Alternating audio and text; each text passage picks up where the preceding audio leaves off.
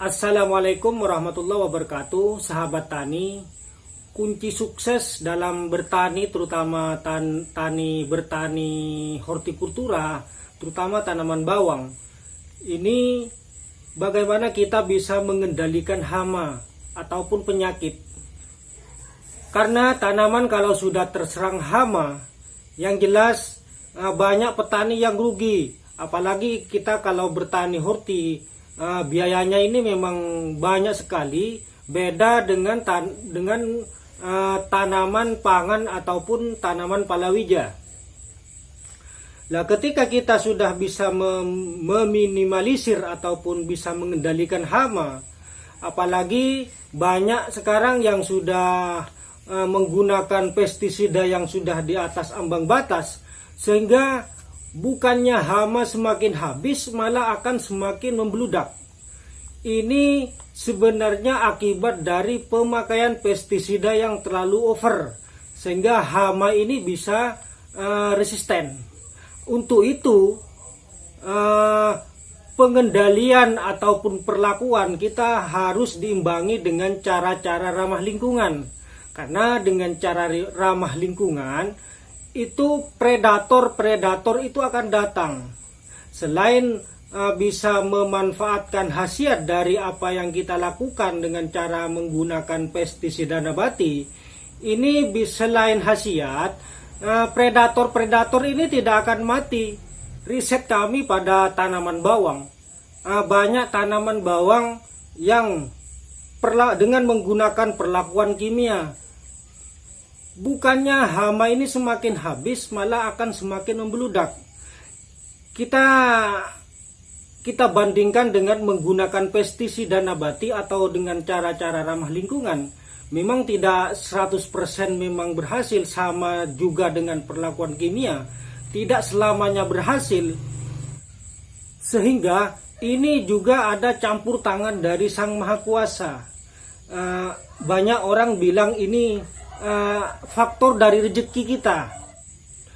Dari istilah-istilah itu, selain kita memang harus dianjurkan untuk berusaha atau berikhtiar dengan cara-cara menggunakan perlakuan, entah itu menggunakan ramah lingkungan seperti menggunakan pestisida nabati, ini sangatlah baik sekali.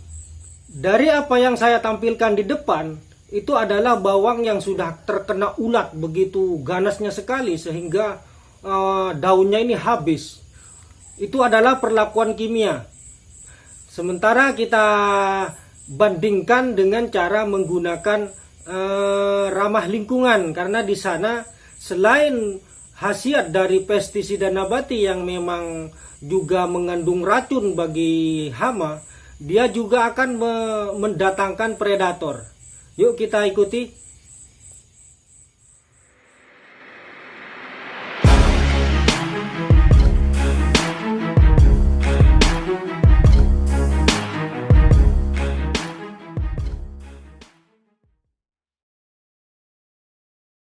Ini bawang tanpa kimia, ini bawang. Jangan niru ini bawang.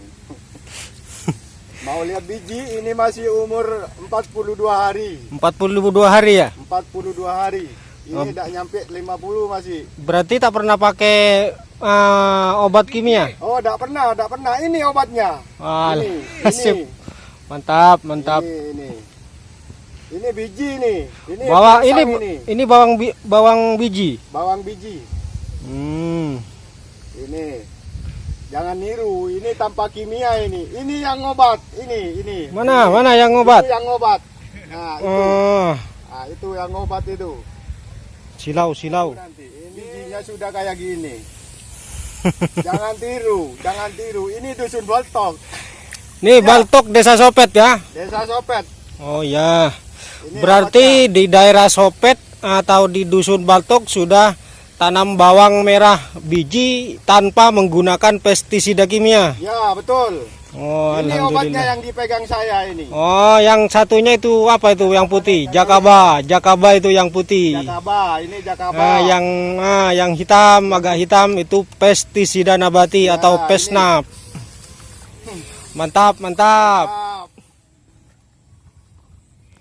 Lokasi ini juga menentukan bahwa misalnya di tempat-tempat yang jarang ada bawangnya, ini bisa menentukan dari tidak adanya hama, atau hama bisa dikendalikan dengan cepat karena faktor dari tempat juga menentukan. Waktu ini juga bisa menentukan banyaknya hama. Misalnya tanam di bulan 2, bulan 3, bulan 4 ataupun bulan 5, ini hama ulat ini bisanya kurang. Beda dengan tanam di bulan 6 ataupun di bulan Juni, Juli, Agustus, ini biasanya hama ini sangat banyak sekali, terutama ulat.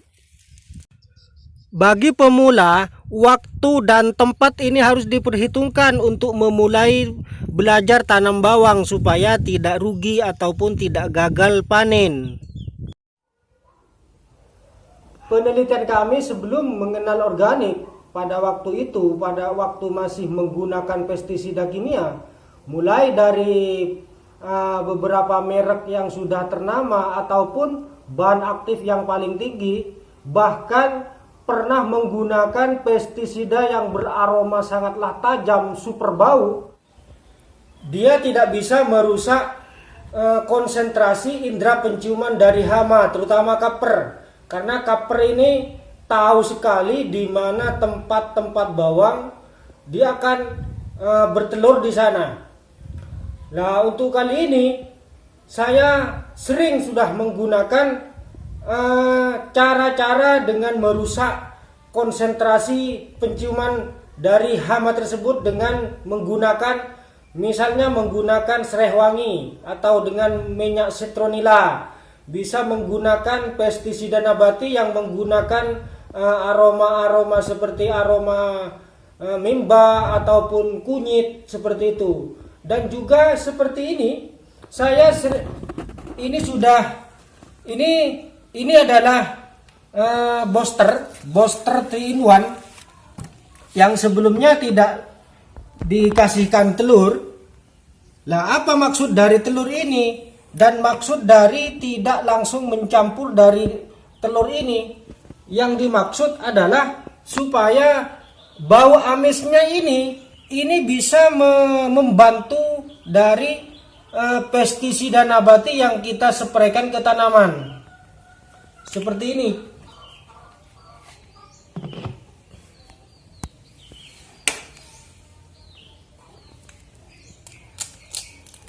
Gini caranya. Ini telur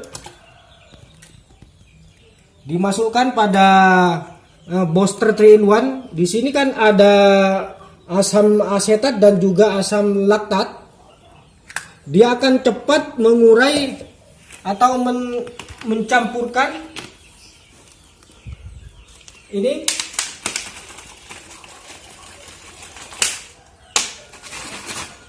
Ini sudah larut antara telur dan booster 3-in-1.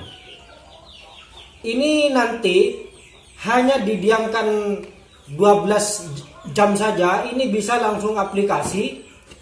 Tujuannya supaya bau amisnya ini bisa merusak konsentrasi dari penciuman hama, terutama kaper. Selain itu, bau amisnya ini bisa mendatangkan predator, terutama semut lenying. Ini bisa masuk ke dalam lahan untuk membunuh atau memangsa ulat.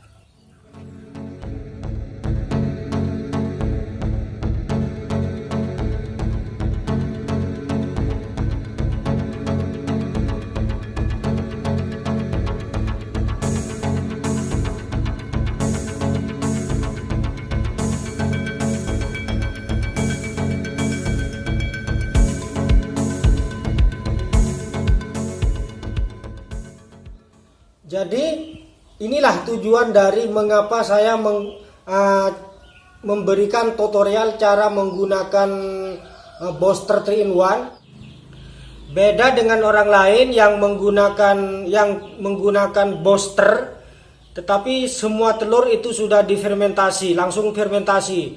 Kalau saya dijadikan 2 tahap, tujuannya ya seperti itu. Amis telurnya ini bisa manfaat juga untuk mengusir hama, terutama kaper, dan juga kutu-kutuan ini tidak suka dengan bau amis ini, bau amis telur ini tidak suka. Itu tujuan dari mengapa Boster 3-in-1 itu dijadikan 2 tahap cara fermentasi. Jadi untuk bagaimana cara pemupukan dari bawang, mulai dari pemupukan pertama, kedua, ketiga, bisa dibaca di deskripsi, bisa akan saya masukkan di sana. Untuk itu sekian dulu dari kami. Assalamualaikum warahmatullahi wabarakatuh.